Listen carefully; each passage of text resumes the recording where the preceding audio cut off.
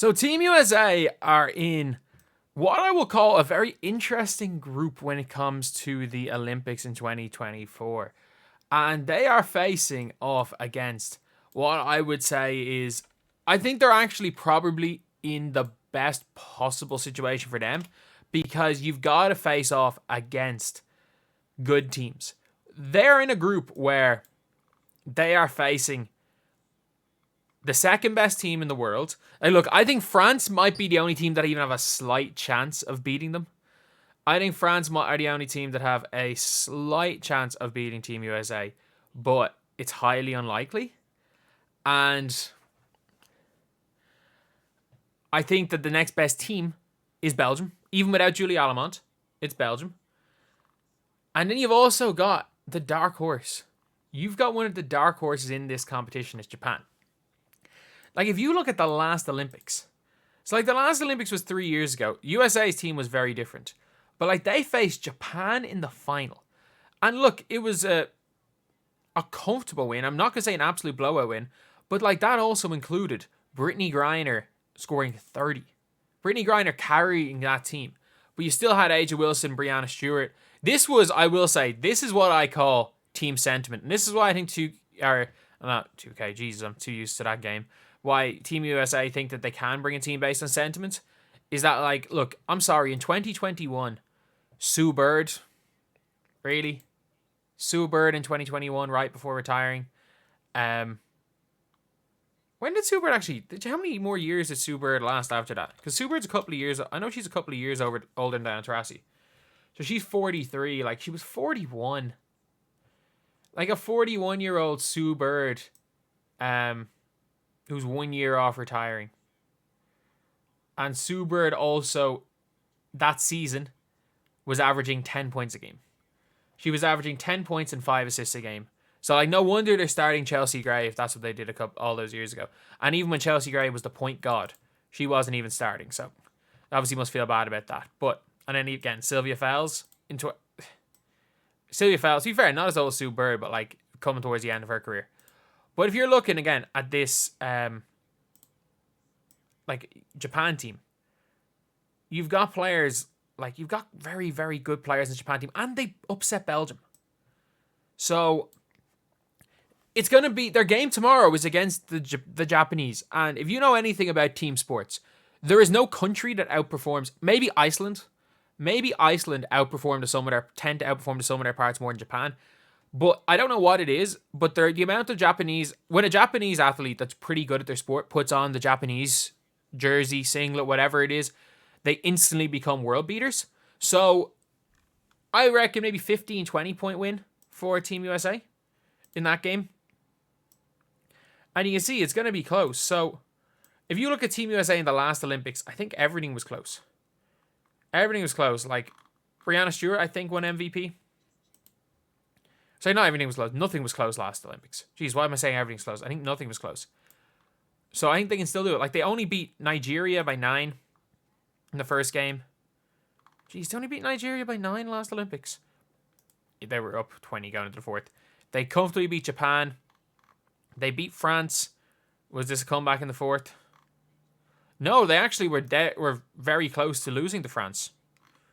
It just was comfortable once it got into the knockouts then, where they killed Australia and did the same against Serbia and won the finals. So they won the quarter, semis, and finals comfortably. Obviously beating the French. They were struggled against the French last time. They needed the fourth quarter to pull it off. So I'm surprised with something like that they still went and kept team sentiment. Like, I'm surprised they did that. And the French team is better this Olympics. I'm not going to lie. They're better this Olympics and they're home. So that's not going to be that easy a game. And then I just think the Belgium team they're going to be their toughest matchup. Like, Belgium lost to Japan by 1 in the last Olympics. And they finished 7th in the last Olympics. They're not ranked highest in the world. But I just feel like they've got the best player. They've got the best player outside Team USA and Emma Meesman. She's like She's an all-star. Again, if you are somebody that's trying to, if you're a WNBA like team and they're allowed to come back after the Olympics, you can convince Emma Meesseman to come back, I would fire somebody. I'd fire somebody. But did she play at the last Olympics? Yeah, she did. So that's probably what. And like if you're looking at what Emma Meesseman averaged in the last Olympics, she averaged 27 a game. Like, they're going to be tough. And in Germany, look, Satu, I don't know how serious Satu is taking this. Like, you're seeing Satu Sabali at like Olympic parties, and like doing a lot of stuff off the floor when she's not in the greatest shape in the world. Her team is going to struggle, and they need Satu to be Satu to make it out of this group. Like, if Satu is Satu with Fibic, with forgot the point guard's name. Whoever their naturalized player, their point guard is a baller. They got Fibic and they have Satu's sister. If the two Sabalis play as well as they can, and Fibic shoots well, and their point guard's killing it, like they have a good team. Their big is decent as well. They're like non-WNBA big. The problem is that again, Satu is not Satu right now, and I'm not sure Satu really cares about being Satu. But it's still not an easy game. Like I'm keeping one eye on the Serbia-Puerto Rico game. I watched the Spain and France game is actually a decent game. But like I'm looking at the groups for this Olympics, and it puts them in a really good situation because that team needs to be tested. Like, they need to be tested. And like if you're not going to be tested, you're going to struggle. The worst thing that can happen is even with the men. The men played unbelievably well today, by the way. But I don't think they're going to get tested in the next two games. And there's a chance that they don't get tested in the quarters. And they face a France or a Germany in the semis. And it's just a case where it's like, okay, we got to shoot. We got to shoot really well. Because like to win, at one stage, they were only up by 3 while shooting 70% from the field today. So it's like, it is a tough one. But for the women as well, when you are coming up against good teams and you're being tested all the way through. Like you saw, like last Olympics, they almost lost to France and they blitzed 3 teams in a row. They're going to have one banana skin game in this group. I don't think they're going to lose a game in the group. I think they're going to have one game where it's a lot closer than it should be. Like the Belgium game last year where they won it on a tip in. There could be a game where they're down going into the fourth. There could be a game where it's neck and neck at halftime and one of their players in foul trouble. And then they scrape their way out of that one and then go and blitz teams. But like if you are a fan of Team USA, the group you're in is the best thing you can be in.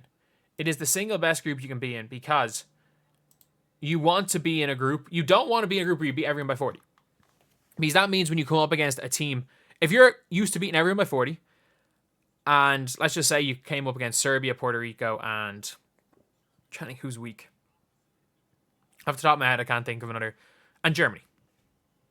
Where you go win all your games in the group by 40, and then you face a team that you're only about 15 points better than, and you're used to winning by 40, and then they suddenly make it a lot closer than it is, and you can go and lose that game. But I can't see them losing with the way things are right now. They're set up pretty perfectly to win, though, aren't they?